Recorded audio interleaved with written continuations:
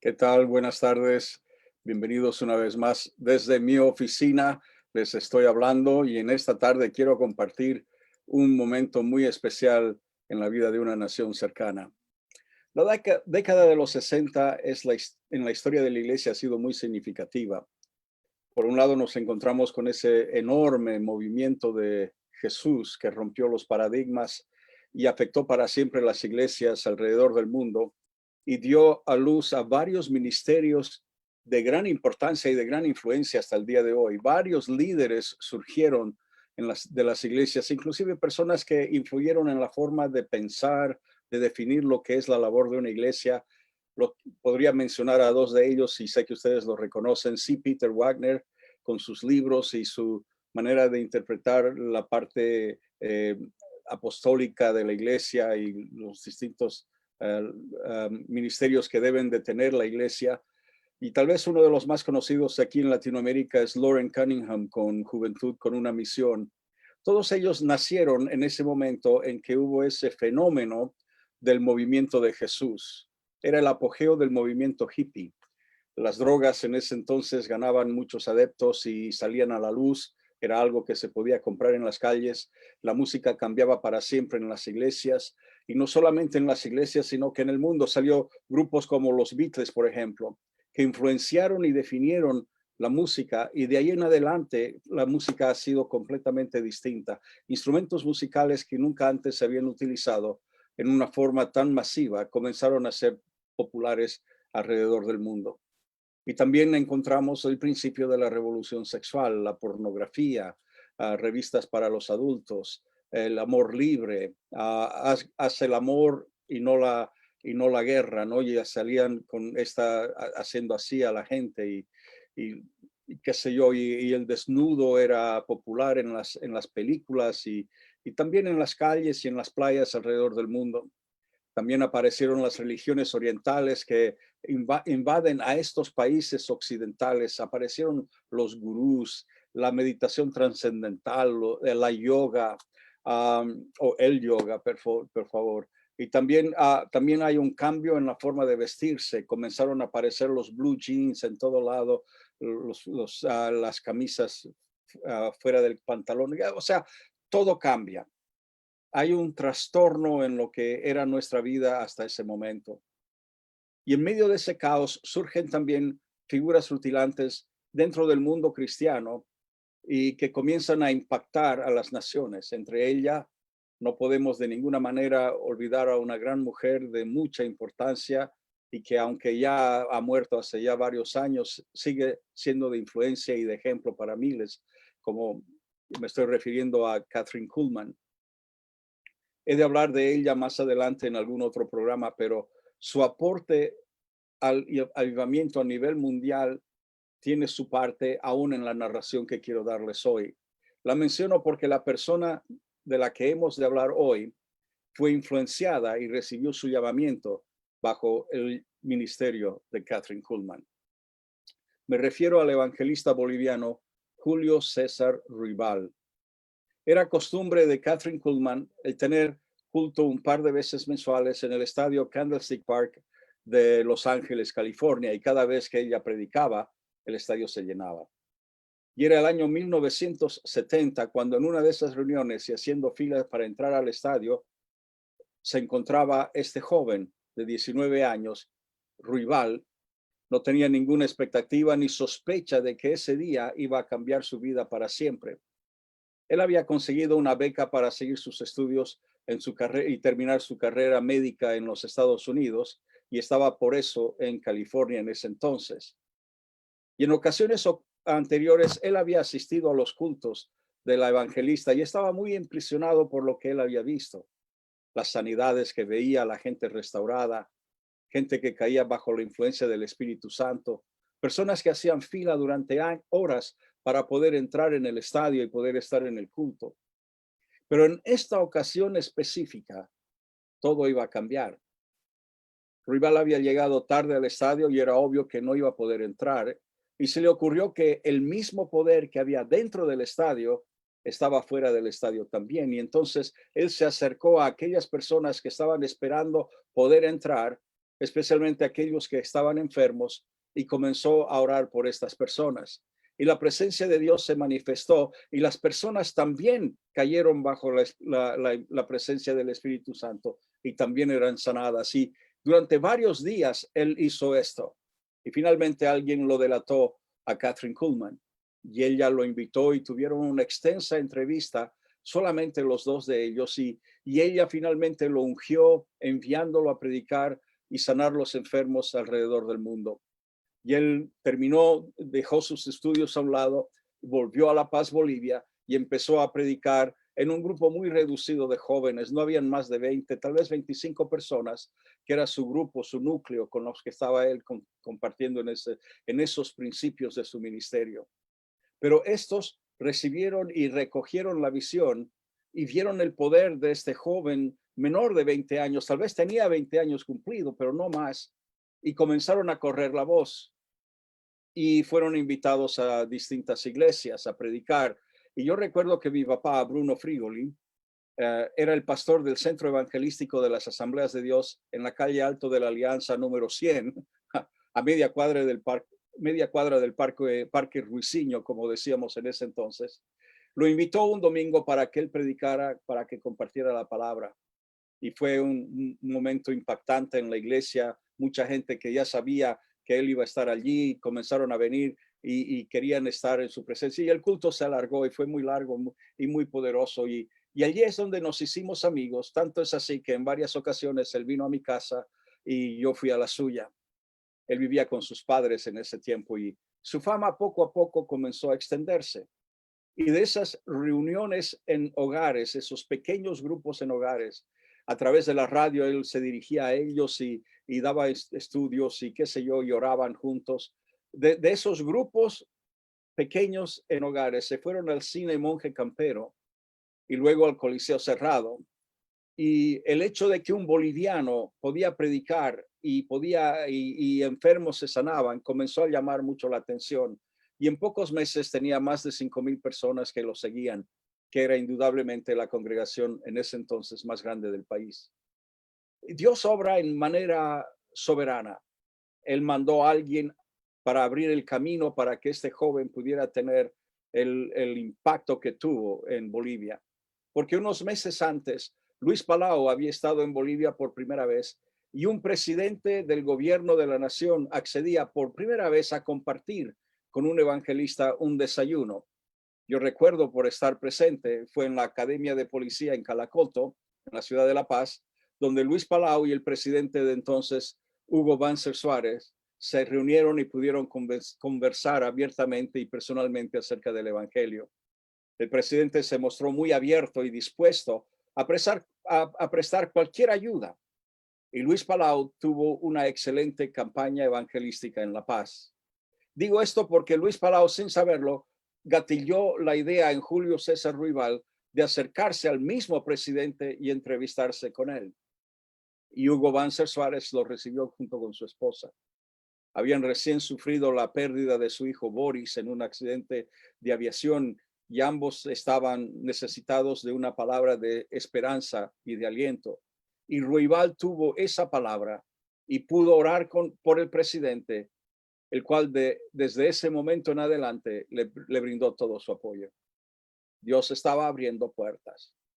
Y poco después el Estadio Mayor de Bolivia, el famoso Hernando Siles, fue puesto a disposición de este evangelista. Y poco a poco la gente empezó a llenar este estadio. Día tras día, la cantidad de personas que venían a escuchar a este joven predicador fue creciendo y venían horas antes para reunirse, para poder entrar al culto, al estadio, porque las filas eran enormes, varias cuadras de largo, tratando de entrar en ese estadio. Y en cierta ocasión, recuerdo bien, la cantidad de personas que quedó fuera del estadio era mayor de aquellos que habían podido entrar al estadio. Y se decidió colocar a Ruibal sobre el techo de las graderías de preferencia del estadio para que pudiera predicar a los de afuera como también a los de adentro. Y los milagros sucedieron tanto dentro del estadio como fuera del mismo. Centenares, miles tal vez, de muletas, bastones, sillas a ruedas, camillas fueron abandonados en el estadio después de sus prédicas.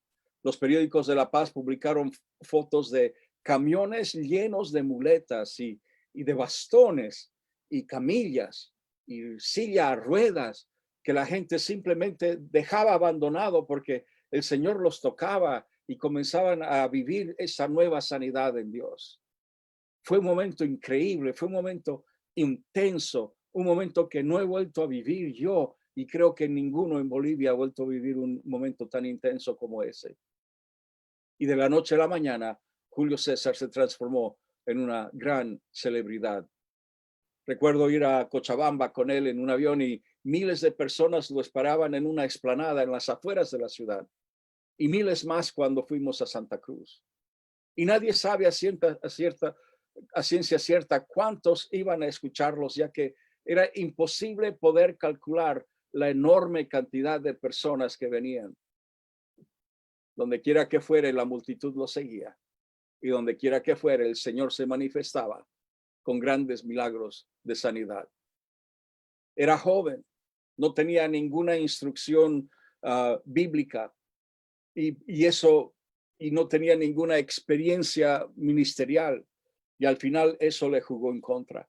Yo fui testigo ocular de lo que hablo y me hago cargo de mis palabras en esta tarde. He viajado con él por Bolivia, he estado en sus reuniones, he convivido con él en distintas etapas de su ministerio. Pero llegó el momento del misticismo. Se vestía de blanco para predicar. Se recluyó en el último piso de un hotel en La Paz, que era subvencionado por el gobierno, y no salía de sus habitaciones hasta que sintiera que el Señor le decía que podía salir. En ocasiones dejaba a la gente esperando en el estadio hasta 5, 6 horas, mientras los que estaban cerca intentaban que saliera del hotel, que viniera a predicar, que apareciera en el estadio.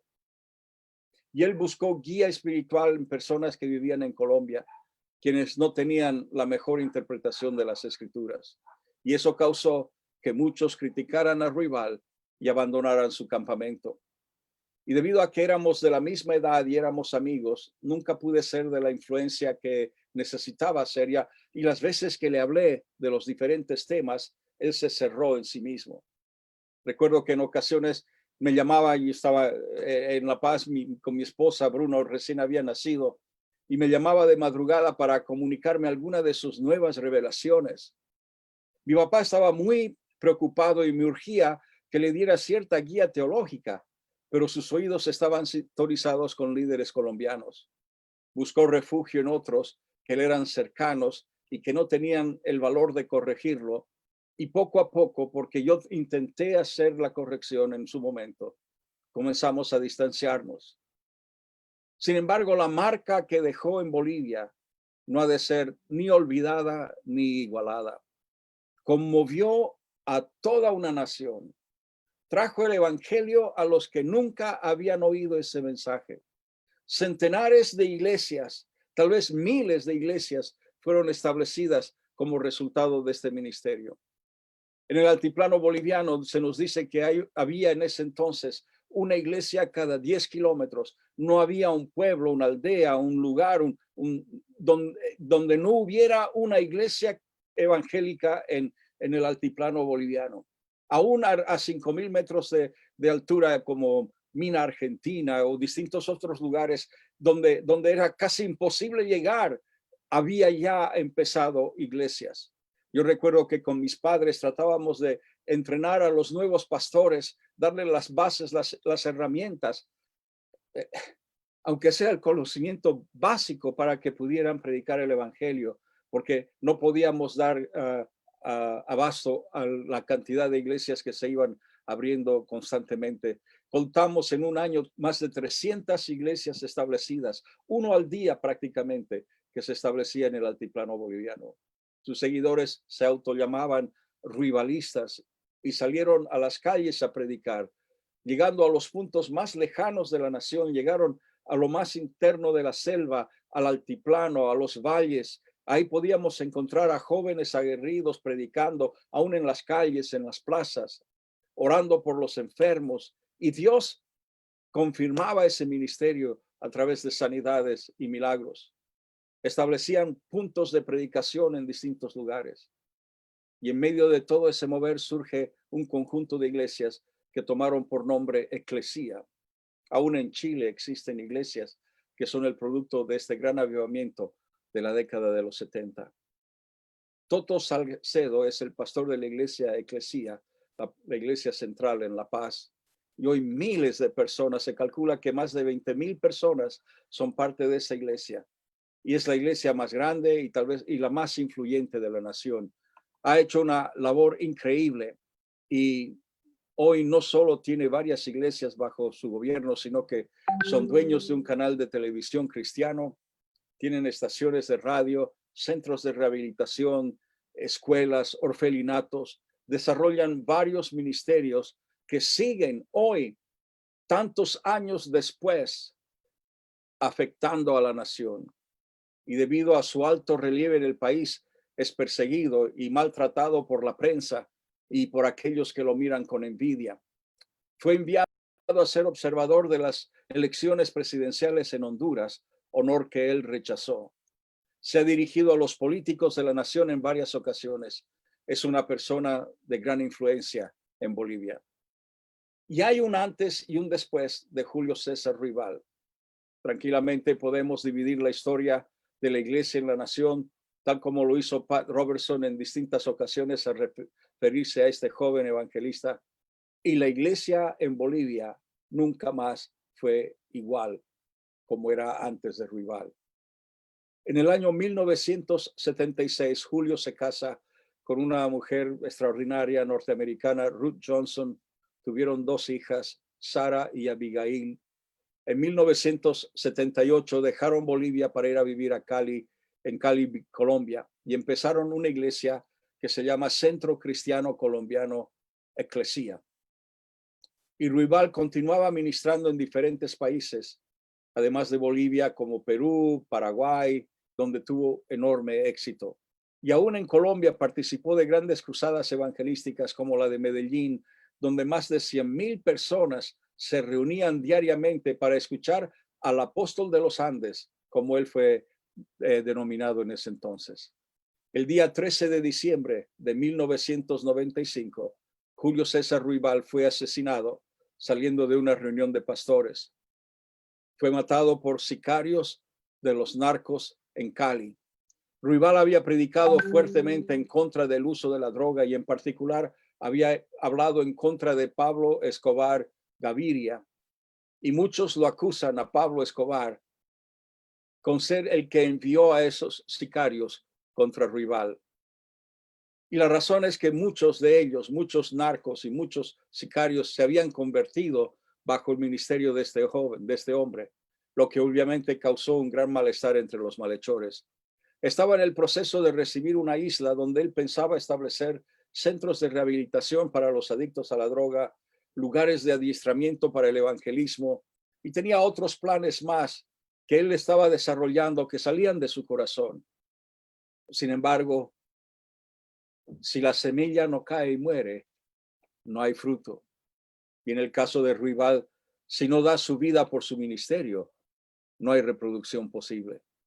Y hoy Ruth ha tomado la dirección del ministerio y ha sido utilizada por Dios para predicar en lugares tan dispares como Australia, Canadá, Estados Unidos, varios países latinoamericanos, siendo siempre de gran inspiración y de gran bendición.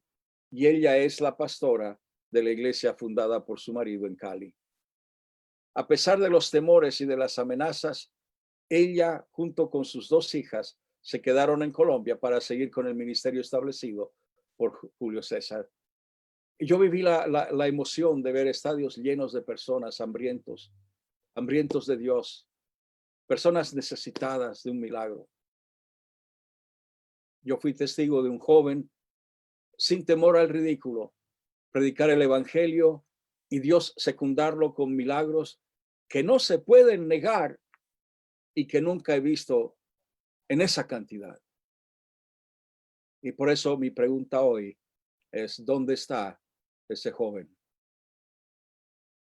¿Dónde está ese joven chileno, peruano, ese joven boliviano, argentino, español, italiano? ¿Dónde está ese joven que ha de hacer lo mismo para su nación? ¿Dónde está ese joven que le cree a Dios y está dispuesto a dar un paso hacia adelante? Sinceramente, yo creo que Dios está esperando a ese joven que se atreva a decir, aquí estoy, Señor, úsame a mí, ahí voy.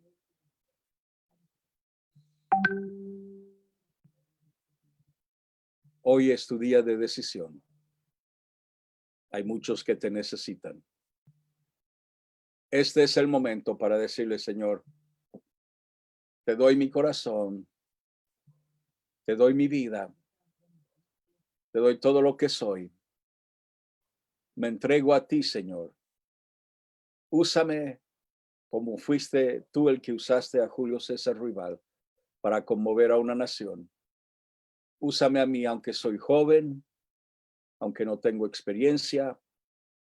Úsame, Señor, para poder causar un avivamiento nacional, un avivamiento que dé la vuelta al mundo, especialmente en un momento tan delicado como el que estamos viviendo hoy.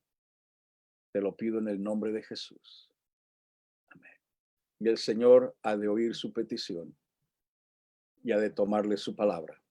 Lo que usted le ha dicho, Él lo ha escuchado. Gracias por su sintonía.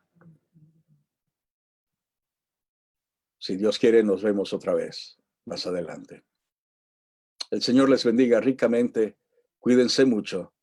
El Señor les bendiga.